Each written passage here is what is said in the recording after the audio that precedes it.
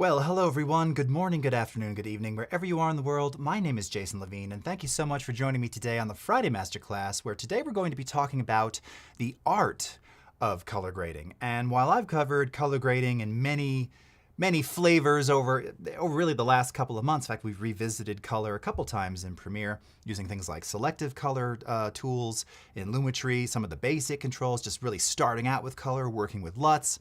More recently, we talked about some of the new additions to Premiere Pro for working with log footage and iPhone HDR footage and some of the new features that we brought in there to auto tone map, particularly if you're working in log or HDR. I'm bringing on a very special guest today who's not only going to give you and share a lot of tips and tricks around his personal techniques, but also really the psychology behind a lot of it and why good colorists make good choices. I do it just because it feels right. But that's kind of the idea is why does it feel right? How do we get to those places and how do we really express and change a scene entirely with color? So really excited to bring him on. But before we get there, of course, a couple of quick shout outs to people watching. Of course, we're coming to you live across YouTube, Behance, LinkedIn, Twitter, Twitch, and the FBs. So what's up, Sam Peterson, Umacorn, Gino, Roberto, Rob Prod Games, Sheik, nice to see you.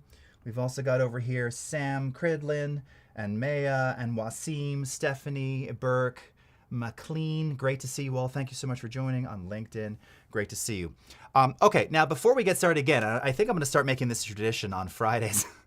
My little before we start musical rant. So last week we talked about this Sergio Mendes remake that I'd heard. Well, today I heard a remix that just came out a week or two ago around a Beach Boys song. Now, just really clear, I love the Beach Boys, but this one in particular, it was done by Steve Aoki, who we had on the Mac stage, I think, last year. And Steve's a good guy. I'm not, particularly a fan of that style of music, but certainly very accomplished, good dude. But he did a remix of the Beach Boys' Fun, Fun, Fun. Now, in particular, I am a bit of a Beach Boys purist, so I like the early period, but I actually embrace the sort of post Pet Sounds, even like 68 to 76, 77 period. There's some really great lost gems in there. So I love the Beach Boys. But Fun, Fun, Fun is not among those songs that I love. Now, besides that though, to have a sort of EDM remix of that in 2023 seems really odd, particularly when you have lyrics talking about hamburger stands and fun, fun, fun till my daddy takes the T-bird away. What? Who is this for? It is awful. It's the worst. I mean, it's awful. And why that song? So many other great, especially if you're going to do an early one. So many good ones. This, just the lyrically, you're like, hamburger stand? Meh? T-birds? Like, what is that? Who? Why? Anyway, again, Steve's a good dude. Great, super successful, all the best. Who made this choice to do that remix? I have no idea. It's a bad one. But please listen to it. Give him some streams. If you like it, tell me. And if you've heard it, tell me in the chat. I don't know who that's for. And again, very, very odd song choice. So with that, my friends, that's the end of my musical rant. I'm going to bring on my next guest. Now, he started working for Adobe just a couple of months ago. Some of you may have met him at the NAB conference in Vegas back in April. He's joined my team as a senior community evangelist focusing on community relations in the video space. He's an amazing video editor, photographer, colorist. You've probably seen a lot of his work all over the place. And he's also one of the kindest and nicest people I've ever met, which is why he's on our larger evangelist team. And of course, I am talking about Mr. Esteban Toro. How are you, Esteban? Thank you so much for joining me today. Hey, I'm so honored to be here. You have no idea how many times I have, watched your streamings, and I have never imagined that I will be in one of them. So I'm so excited to be here. And hello, everyone who's joining us today. It's really cool to be here. I'm really happy to be talking about color. It's something that I feel super passionate about. Well, that's part of how I kind of found you, right? And one of the things that I identified early on with your work is that you really, I mean, again, and I think maybe it's partially because you started sort of in photography too, and you can talk a bit to this, and I know we're going to see a little bit of your reel just to kind of give people a flavor of the kind of stuff that or the kind of approaches you take, but the way that everything I saw of yours, and I'm not using any hyperbole, and you still have they can still go to estebantoro.com. Is that That's right? Your correct. site to check it out? Okay, so Yeah. estebantoro.com. Um, the way that you use color really instantly, and particularly with some of your films, I just had emotional connections and real sort of reactions to the way that you worked with color. And I remember in one of them, I was like questioning you, how did you do this? And you're outside in the desert with all this bright light, and yet you have this incredibly vivid and very sort of contrasting looks that just seem almost Photoshop painted. And this is before generative fill, so I know you weren't doing that. But you really sort of emphasize and open up the idea of the psychology behind it. And I know you're just very, very passionate about this. And, this is why I'm so glad you're part of the team, but also why I wanted to bring you on today. Also want to mention to everyone watching, if you've seen, we've been posting about some of our video meetups and mixers. Esteban will be in Los Angeles end of next week for the Cinegear conference. Is that right? Right. Yeah. In See you LA. again. And then we have a mixer on June, is 5th it and 6th. June 6th. Yeah. So if you're not aware, if you're in the Los Angeles area, if you go to reddit.com and go to the premiere subreddit, or you can go to my Jason_Levine subreddit, you can find the signups there. Quickly sign up for that. Pay Esteban a visit, shake some hands, talk tech and stuff, and we'd love to have you be a part of it. So Esteban, I'm going to go ahead and I'm going to switch over to your screen, and maybe Sure. you can kind of walk us through. I can already see we've got this, one of the many gorgeous images, and there's your site there for anybody. Again, it's estebantoro.com, and let you kind of talk through some of the magic you've got going on here. Yeah, so basically what you're seeing here are some of my photographs. I do a lot of photography and filmmaking, so I'm all the time with most likely one or two cameras, just taking pictures and getting, like some films as well, some short films that then I put together for some other purposes. And that's what I have done for several years. I feel more than 14 now. And yeah, I remember the movie you're talking about is actually a photograph dice that I filmed back in 2016. And I filmed it for an artist, a Californian artist, whose name is Jean Paul Bordier. He's originally from France. His work is amazing. I highly suggest you to go and see it. Um, and that was super challenging because he's the master of color. He really understands color as no one that I know. So that was like, okay, how I'm gonna actually film a movie about his color and like about Right. his work. That was super challenging. But Yeah. anyhow, so what I just wanted to show you a little bit so you'll get a sense of the type of images that I love to capture. I love to travel, go to different places, remote locations, and exchange with different people, and just capture images of them. Yeah. So this is a little bit Gorgeous. for you to see. You can see more on my on my website. You will be able to see my movies and the series that I filmed with Sony back in 2018 that we Yeah. released in 2020. I want to say. Mm-hmm. It's all there. So if you go to portfolio, you'll be able to see all that. But just for you to get a feeling. Awesome. We will be talking today about color, and as I said, this is a topic that really it's like, how do you start talking about color? So first of all, I want to show you a tool that we have in Adobe that I found super, super useful. If you go, I already opened it, but if you go like color.adobe.com, it will take you exactly to this place. It's basically it's a color wheel, or a chromatic circle. And here you'll be able to choose different type of colors and understand what will be a good pattern to mix that color that you like. So let's say that I want to create something a little bit like, I want to go complementary. So basically that's going to be like contrast colors. Yep. So if I say that I want to pick like, I don't know, I just move this around here and I choose this kind of yellowish, kind of going to the green, it will show me complementary colors that if I match this color, if I put them together, it's going to create contrast. It's going to create something, like that's going to catch the eye, because our eye will be all the time like seeing these differences, and then we will pay attention basically. And that's really important for any director or whenever we're sharing any story.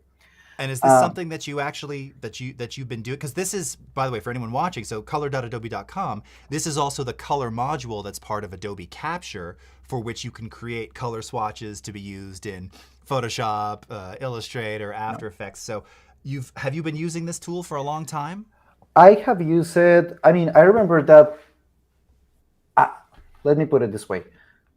I kind of already memorized this color circle Yeah. by now. So, but whenever I need to find inspiration, I go Yeah. here. I especially use it when I'm teaching because people Oh, is okay, like, sure. I don't see color. Like, how Yeah. how do I find the contrast? I have no idea, and I have found that a lot of people have no idea that this tool exists. Not only the Adobe one, but the chromatic circle. So I Right. really love to start that, and then you can see like, so if I mix like this kind of bright red with this bright green, that's going to produce something good. Yes, it will. So that's Love it. that's basically how you can, like, I love to think about like complementary colors, but there are many options to that. Like you can create like analogous colors that are close to each other, or you can go Right. monochromatic, or like there are multiple ways. So in case that you have found yourself without inspiration, color.adobe.com, that'll be like a tool for anyone to go. And I love that you kind of point out you use it as a teaching tool, because I fall into that very category, and I've said it many times here. I've said it to you. I mean, I didn't study color theory. I know what I like, but really, oftentimes I don't know quite how to get there. I mean, I can Mhm. envision it in my head, but I don't know what those complementary tones should be. And having this, actually using it in the browser even more so than on the mobile, it really just gives you the big picture of, oh, this all makes sense, and this is what Mhm. these are the things that I should be moving towards if I want to go for this particular look or feel. And then you can truly use how it's making you feel as you're looking through those complementary monochromatic swatches to know that, this is the right choice. And there are many tools online. You find multiple tools that you can even download, like a screen grab from any movie, and you can just upload it, and then it will show you the color palette if you want to find some inspiration. So, especially whenever you want to look for inspiration, I feel that's the place to go. Like, try to find tools that help you see color if that's a challenge that you have been facing. Like, yeah, that's how I see this tool. But to your question, like, I feel sometimes I use it, sometimes I come here and I'm like, I don't know, like, I have this green color and I need to, let's say, I'm going to record something, and then I just need to find like a complementary one. So I just go like, okay, what if I use this exact color of green? Mm, And then it's like, oh, I can use like this bright purple, or I can use this dark purple, or magenta, whatever. And nice. like, I can just decide how to use it. So that's kind of like a first way, or first way to understand the color. That is understanding the tone that you want to create in your movie. Yeah. And then it goes to, and it depends a lot if you're exclusively an editor or if you also film. In my case, I film majority of the things that I edit. Right. So I have the luxury of just choosing what I'm filming. Right. Uh, that's when it's important to understand how you want to film. So there are basically three things that you should know about color.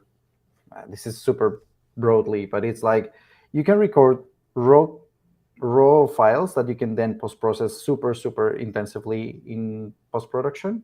You can do like camera profiles that are already integrated to the camera, or you can, like, recently with like the mirrorless cameras, and even a little bit before that, we have the log profiles. So in my Right. case, I usually film with Sony, and so I will be using S log color for my camera. That being said, I'm gonna say something that is super controversial. Okay, Leia, we're side by side now, so Yeah, you're half the screen as you approach this. Yeah. I don't use S-Log on my camera. And there is a reason for that. It's a practical reason. I just want you to look at my work for 1 second, and then you will realize something. These are scenes that are happening in front of my lens really fast, and I don't have the luxury of taking my camera, switching the color profile, going S log, shooting a video, and then going again, switching, and having a raw photograph.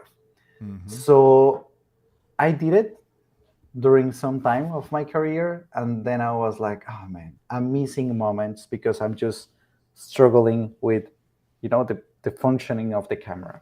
Right. And then I decided that it will be a good trade-off just to shoot with the camera profile and put more effort and more intention in the color that I was recording. And Mm-hmm. I know that it doesn't bring us the same level of color editing that you can have when you have a S-Log. Although I have to say, it's not raw. So if you give me a camera that is shooting raw, of course I'm gonna shoot raw. Sure. But S-Log, so I decided to go with my camera profile. All right. So that being said, I have a couple of clips here that I have recorded in the past, and I want to show you. I want to talk about my next point, that it's like color when editing, and I want to talk about color correction and color grading. I want to ask in the chat that you guys tell me, what do you think color correction is, and what's the difference with color grading? But while we get some answers, what do you Yep. think, Jason? What is the difference between the two of them? Well, my understanding has always been sort of the correction is it's a single change to either sort of pre-prep or post-prep a Yep. single image or shot, and then the grading is the over time process of which can include matching to other scenes, other shots, but over time. Okay. Okay. Fair enough. There is no right or wrong answer with Mm-hmm. this. Mm-hmm. What are we getting on the chat? So let's see. It's coming in a little slowly. People are talking about color correction is using things like LUTs, Mm-hmm. and then color timing is color grading. So again, over time. Let's see over Mm-hmm. here. We have color correction is just like in Lightroom, where you're doing the basics, and then color grading is where you're adding an overall look to everything. Okay. Okay, so yeah, I Fair mean enough. within the realm, I think. Yep. Okay. Great. So the way I understand color correction to me is making sure that the clip that I'm editing looks as it looked with my naked eye when I was just Yeah. filming it. And Yep. color grading is giving the intention, is giving the tone that I want this clip to have. It's like, Right. do I want it warmer? Do I want it colder? Uh, and that's going to give emotions. That's going to make the viewer feel something different. And Yeah. those are the things. And D. Joffe just commented, color grading is the artistic approach. So Yeah, there, to your point right there. yeah, yeah. I like that. So many times you will find yourself color correcting, doing color correction, but that doesn't mean that you're color grading. And that's what I think that's the next step between like just fixing the color, matching different scenes, matching different clips or scenes with creating something and proposing something with color. And that's where it becomes like super artistic, super subjective and personal. But that's my favorite part about color. Mm-hmm. So I'm gonna take any random clip. I don't know. You pick one, Jason. Which one you like over here over my screen?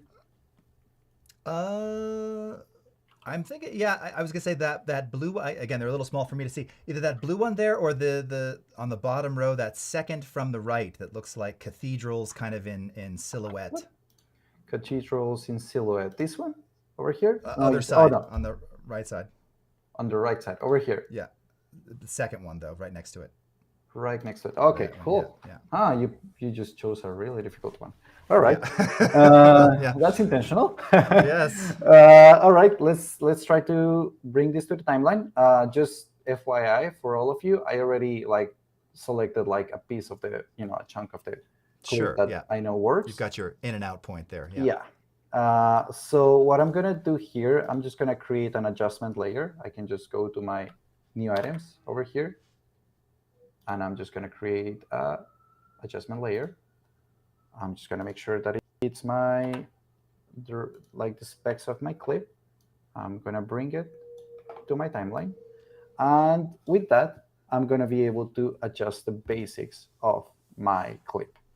Usually, I will have at least 3 adjustment layers when I'm coloring, when I'm doing like color correction.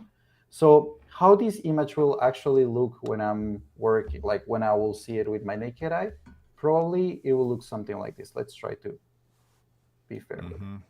It will most likely look Yeah. something like this. By the way, just that simple change over now, we're seeing a little bit more of the shadow detail there, Yeah, right? you So, yeah, see yeah, yeah. how, like all the Mm-hmm. information. But then intentionally, when I was filming this particular scene or this particular shot, I was making sure that the sun was not going to be overexposed.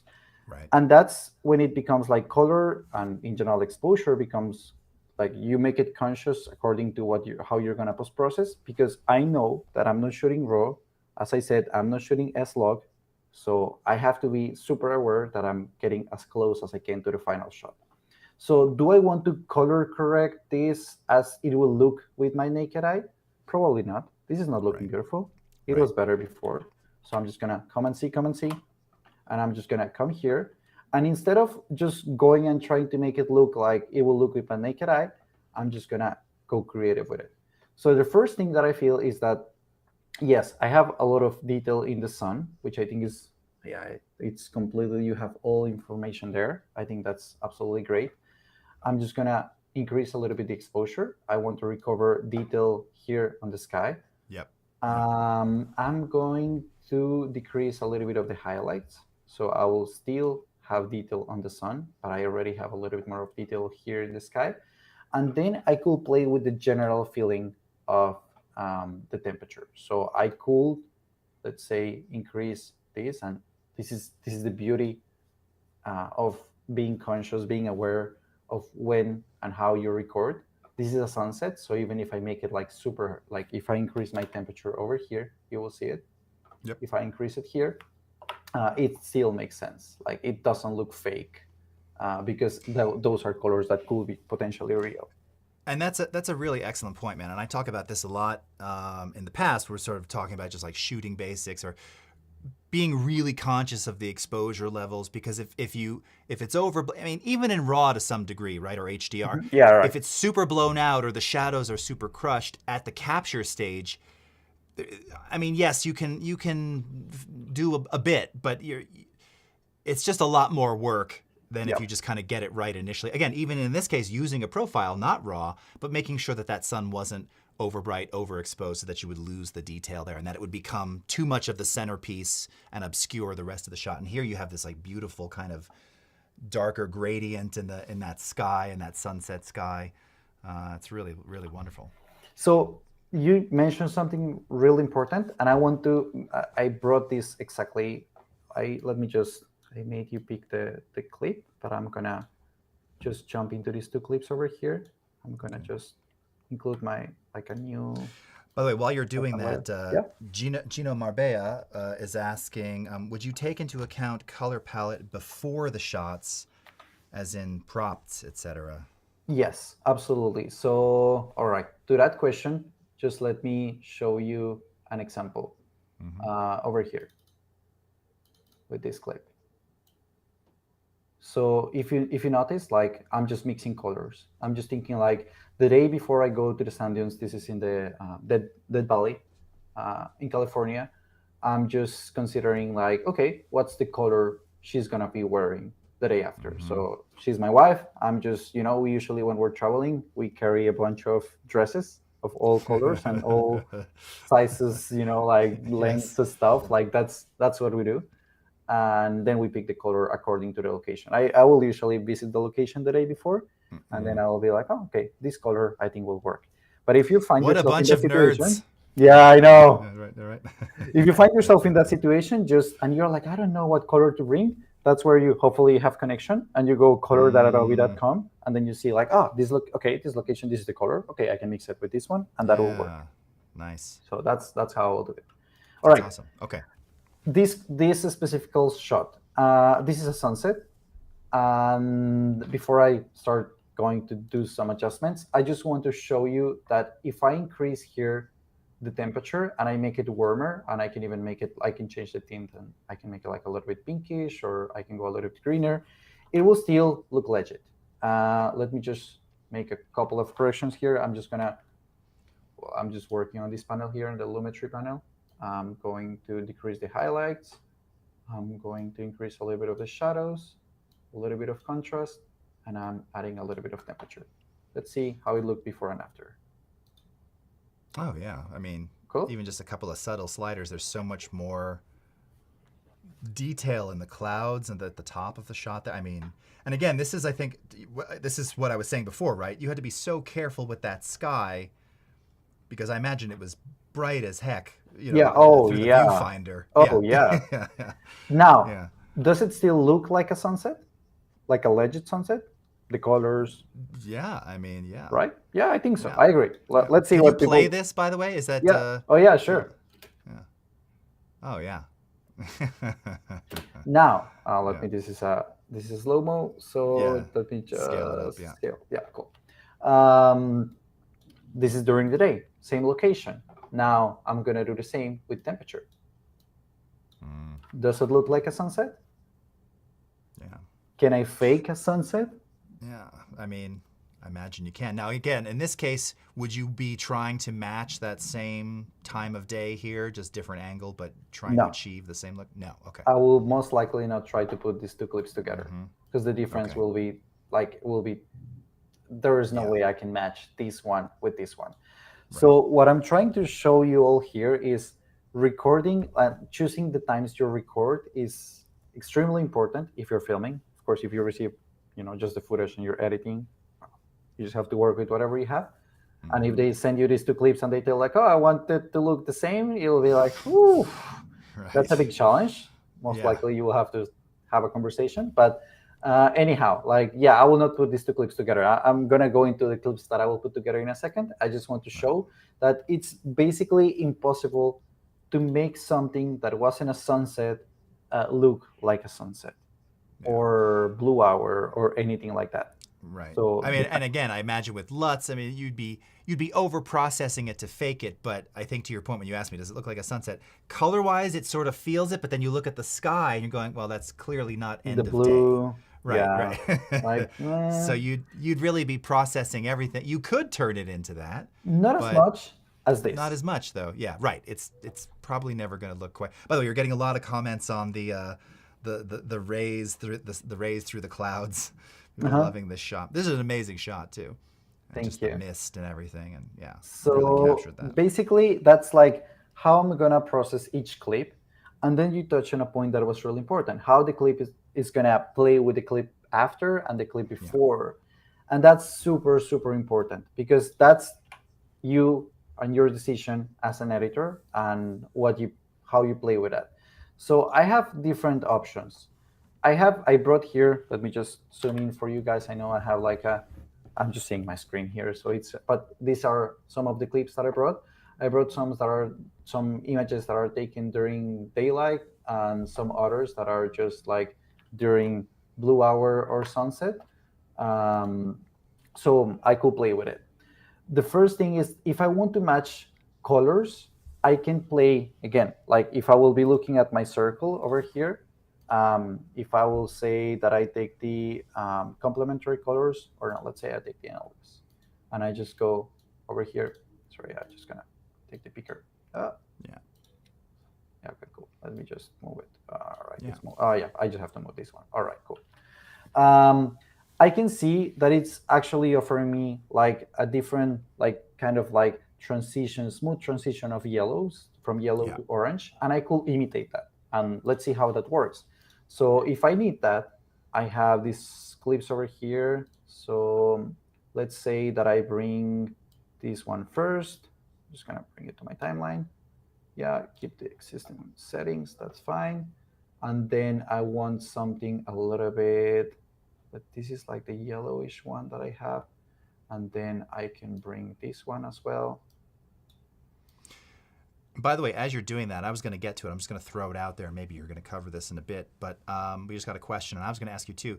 At what point or when do you ever rely on your scopes, histogram, waveform, particularly with things like overbrights and shadows, but in general, maybe in terms of matching too. Yeah. When I'm playing with my images, I don't want to like when I'm getting the feeling of how this I want this movie to look like color wise. Mm-hmm. I don't want to play with that as much. When I'm like when I already have the feeling and I feel like okay, Right. this is already working, that's when I go to my scopes because Yeah. the scopes are basically making sure that wherever I feel I export this movie to and Right. it's You're within the displayed, limits. Yeah. yeah, it's gonna display it as I want. Right. And that's actually a really great point because I think a lot of newcomers to this might get caught up in all right, as I'm correcting or as I'm doing my initial artistic look, let me make sure that those highlights aren't, out of range or the shadows aren't too crushed. But then that kind of destroys some of the artistic delivery. So again, you could use an adjustment layer at the end to really, sort of better control those things to All still right. preserve your vision, but just keep it within the legal ranges of whether it's YouTube or Hulu or anything like that. That's a really great point. Yeah, absolutely. So with this timeline over here, I haven't worked on anything color wise. I just picked like 4 different clips. Mm-hmm. I didn't prepare like this sequence before, so I'm just playing with the clips that I have.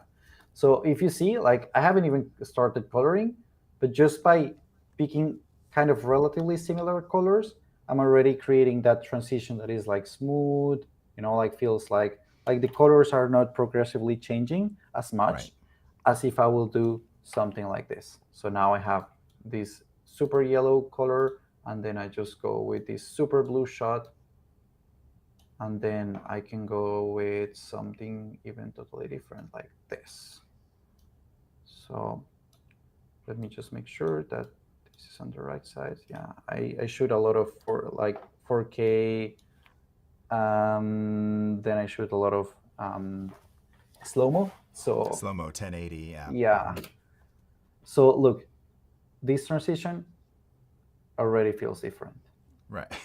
It's like the colors, like I'm not even talking about what is happening with with the scenes, just the changing of color is already changing the perception. So Right. these are 2 different ways that you can like start creating and yeah, like just becoming creative by working with the color. And we haven't even touched lumetry so far in these clips.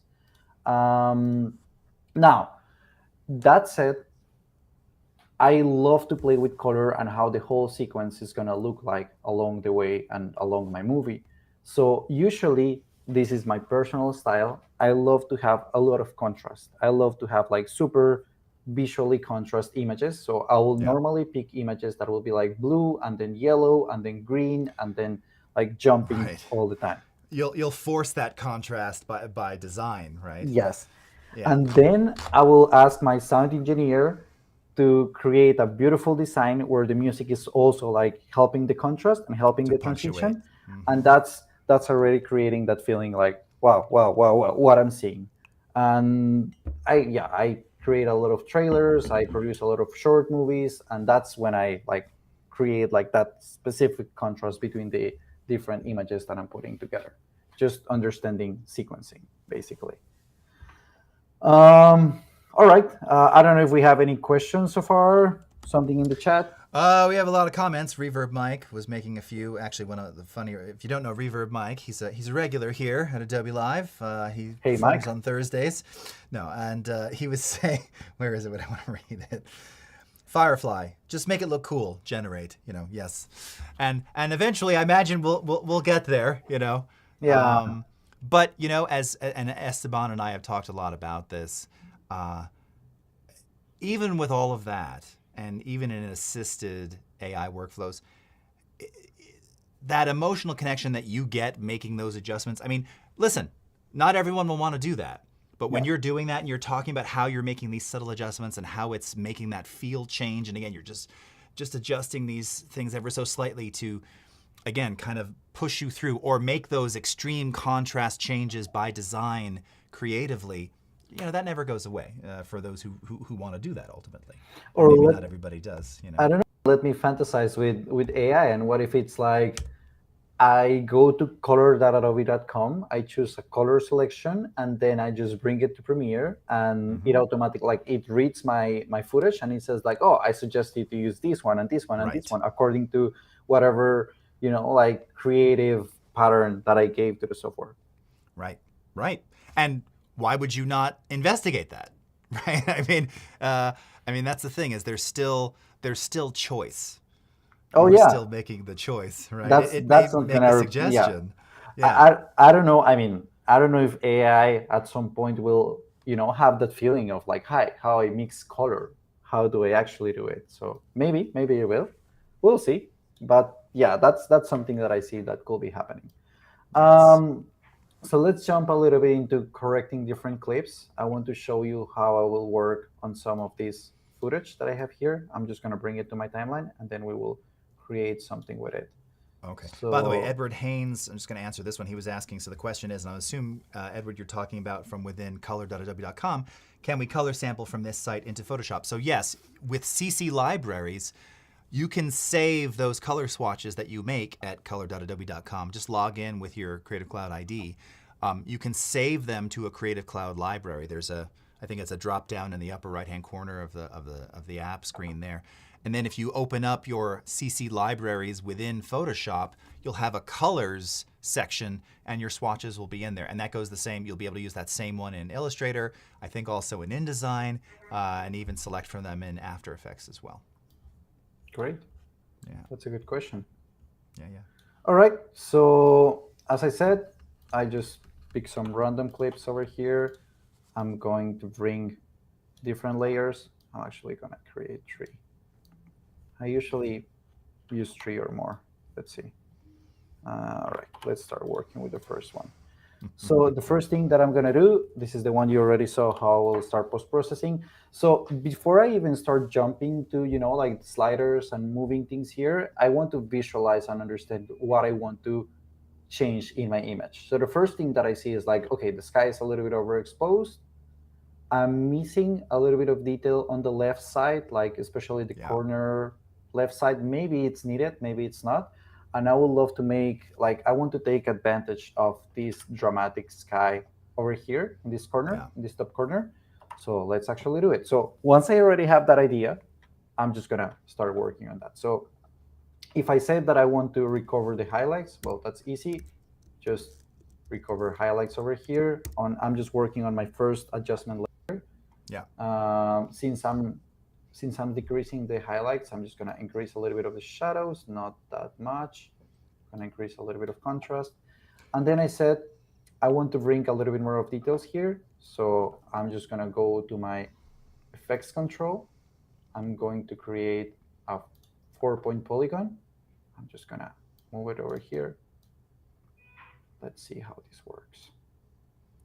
A little bit of color masking. By the way, yeah, that was one of Reverb Mike's comments. Adjustment layers for the win. Yeah. He's on to you, Esteban. Yeah. Hey, Arush, great to see you. Thank you so much for joining. Fools TP, thank you so much for joining. Toilar HD, great to have you with us.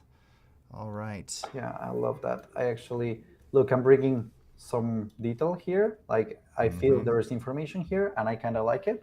So of course, if I would just leave this mask over like that, look how ugly it looks. So how I'm gonna fix it? I'm just gonna go to my mask feather Feather. Mm-hmm. over here, and I'm just gonna. I usually go like 800. I love to be super exaggerated with that, so it Yep. will transition super smoothly. Yep. And then I have it. Like, look how beautiful it's looking. And then I said that I wanted to bring a little bit more of dramatic sky. So perfect. I can go to my mask over here. I'm just gonna create another one. I'm gonna bring it up here. I want to make this sky super, super dramatic. And I just a couple of weeks ago, I did a color stream where I was showing basically selective color masking, and I think, and admittedly, I know for some, we'd like to see a bit more in the masking arena, but for these kinds of things that you're doing here, this is so effective, Oh right? And yeah. this is, I mean, and it's quick, and particularly I love. So let me ask you, the sort of stacked adjustment layer, is this pretty common for you in terms of how you're tending to work with the grades as opposed to, because I know you can also add multiple lumetries in the panel, and that gets a little confusing. I like this method of using It's multiple just adjustment layers. look, and you're touching a point that is really important. These are just workflows, and there is not a single way to do one thing right. Like I think the important thing is the outcome, like how it looks at the very end. Right. So of course people will say like, oh, but do it faster doing this. Like this is how I love to work. This is my workflow. So yes, the answer is yes. That's how I actually do it. Um, so let me just show you. Uh, I want to mute this. So this is how. Right, I'm muting. This is how it was looking before. This is how it's looking after. So basically, what I'm doing. I keep choosing the wrong one. So basically, this is how I started. This is how it's looking now. This is how I started. This is how it's looking now. I recover a little bit of detail. I made it more dramatic. I recovered that. To me, maybe I will just go back to my original layer, adjustment layer. I will add a little bit of contrast over here, and then it's done. To me, that's how I'll post-process this clip. Maybe, but I'm gonna see it later if I will make it like warmer or not with the temperature. All right, I'm gonna jump to my next one. That's gonna be really different. I love this. This clip is super challenging. Let me just bring my adjustment layer and make 3 copies. Cool. Yeah, and Full CP is saying, so if it works by using multiple adjustment layers, that makes things way easier. I was previously trying to use different instances of Lumetri on the same adjustment layer to replicate nodes like the ones in Resolve, and the masking thing made it difficult. Yeah, I mean, I'll even speak to that too. I've shown it on here actually, Esteban, just making additional Lumetri instances on the same clip. And I mean, there's a time I imagine when you want that, but this method actually it makes more it makes more sense, and it's probably a little lighter too, just in terms of navigating and knowing. Just again, it can be a little confusing the way that the stacked Lumetris. Yeah. The stack is very obvious, so that's really, really great. That's awesome. Well, I'm glad. So look, this one again, same thing. Like I'm just looking at the image, and I feel like okay, I love many things about this one, but it's like I want to increase the general brightness. No, actually, I'm gonna start processing this one the other way around. I want to bring more brightness on his face and his hands, but I want to darken the background so it will be even more dramatic. So I'm not going to start by the general ones. I'm going to start by my second layer, adjustment layer, and I'm going to go directly to my effect controls, and I'm going to create a ellipse mask. I'm going to bring it to his face over here. Okay, good. So this was actually from a video clip, this piece. Yeah. All this time, I'm sure I'd seen it, but because you have the image on the site, Yeah. I always assumed this was from a still. This is from video. So there are two. Like I could have. You have both. You do? Okay. That's when I cannot just go and switch between the profile colors. But even still, I mean, the shot it's again beautifully exposed. It's the color. It's just. I mean, it's gorgeous. It's a gorgeous, gorgeous shot. Thank you.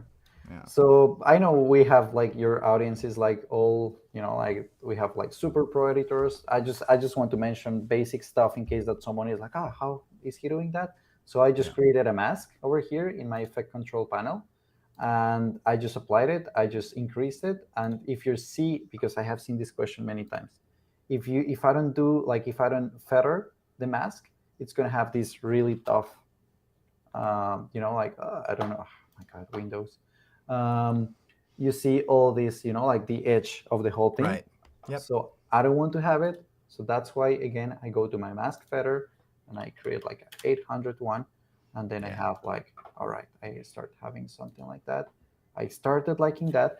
And then since I'm already controlling the light on his face, I can go to the basic one and then I can underexpose the general thing. Yeah. And you will see like I underexpose here, then I come to this mask, and then I overexpose his face. That's looking good. I'm going to increase a little bit of contrast. Maybe I will decrease a little bit of the highlights just to make sure that it's not like overexposed. And then I'm going to create 2 additional ones for his hands. This ellipse mask.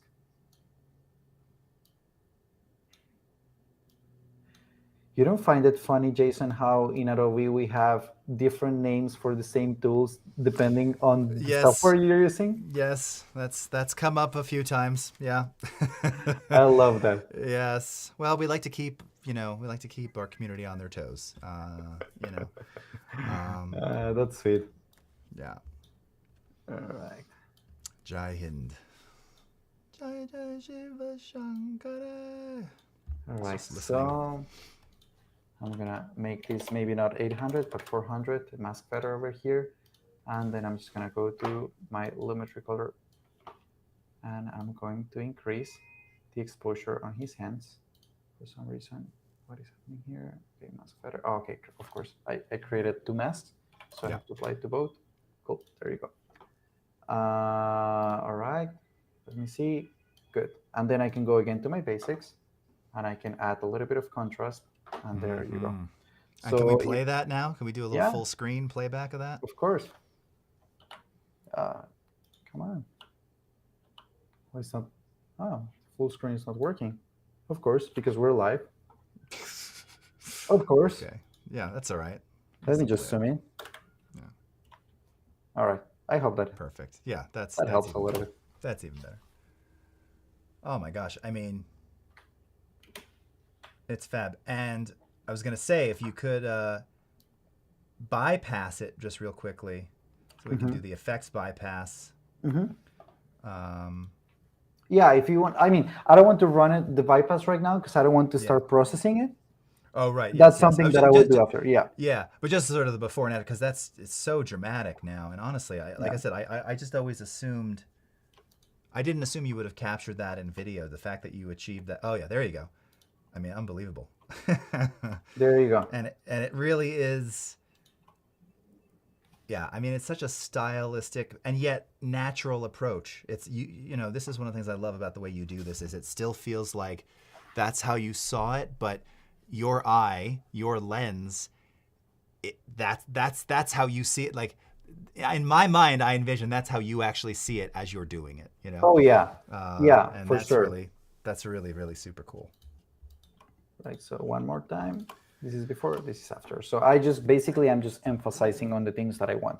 Then maybe I would love to include a little bit more of detail on the leaf here, something like that. Mm-hmm. But Yeah, let's not go into those details. Again, yeah. this is another super challenging clip, especially because these will become like super, super noisy. It was almost nighttime. So Yeah. let's go. So hey, but as you're going there, so Fools TP is asking from Twitch, does it make sense to nest the clips to their own sequence once they have a ton of adjustment layers on them? Is this something you do? Not really. Depending on the project that I'm working, I will nest them or not. Mm-hmm. If this is like a minute clip, I will not. I will just No, put it right. like that. And that's what I was going to say. I guess it depends on sort of length and if you're kind of, okay, this is locked. I'm not changing this. I want to just, I could see a reason doing it for something like that. Yep. But yeah, in the shorter duration, it probably, I mean, you could do it, but it just adds a little more complexity if you have to go back and make a change in terms of Yeah, because navigation. here I So, feel. I mean, I don't know. Like when I learned color, I was using Photoshop. So, but yeah, when I started back in college, it was like we will have to make a lot of layers. So I really got to the system of layers, yeah, and I love to be able to access to all of them as right. soon as I want to make a change. As soon as But you want them. Another question from Gino: would you use HSL for this type of masking? um, I could I could use HSL. Use like the thing is that HSL is this panel over here. The thing is that I still don't want to define the intention of the whole clip, of the whole Right. sequence. I'm just working clip by clip. And then whenever I will play it together, I will see the difference between, let's actually just do the exercise with these two. Yeah. Let's just trim this over here, bring it here. There you go. What happens if we put these two together? All right, first I will make sure to cut a little bit over here. Mm-hmm.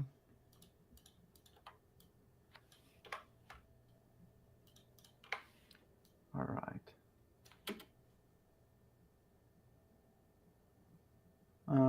I feel how you feel it. I feel the color is working good in this too. Yeah. Like Yeah. it's still, because I already like I'm applying kind of the same style, same like from capture to post processing. I feel it's working. Of course, it Yeah. needs a little bit of stabilization over here. Yeah. Um, But you do have sort of those, again, complementary, sort of earthy tonalities between both. It feels like a natural cut progression there. You're pushing the envelope with the contrast in this second yeah. shot, but it does. It feels it just feels right. Yeah. So when you will know. I like play with the HSL colors? Whenever the clips are not matching between Yeah. them, then I will try to like, okay, let's bring a little bit, like let's make the shadows. Let's make, like I will not. I mean, I will play with the colors wheel with the Yeah. with the HSL panel. Like I will play with all of this, all of my options over here to try to make them balance. But honestly, I don't want to make my life super complicated from the very beginning.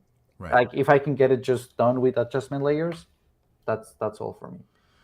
And Um, and yeah, as we're going go into first. this last one, because we got about 4 minutes, and I want you to tackle this shot. Oh wow. Um, yeah, I know, dude. Time flies. Uh, and this is sort of a multi-answer question because you could chalk it up to a few things. But what is the biggest cause of video noise?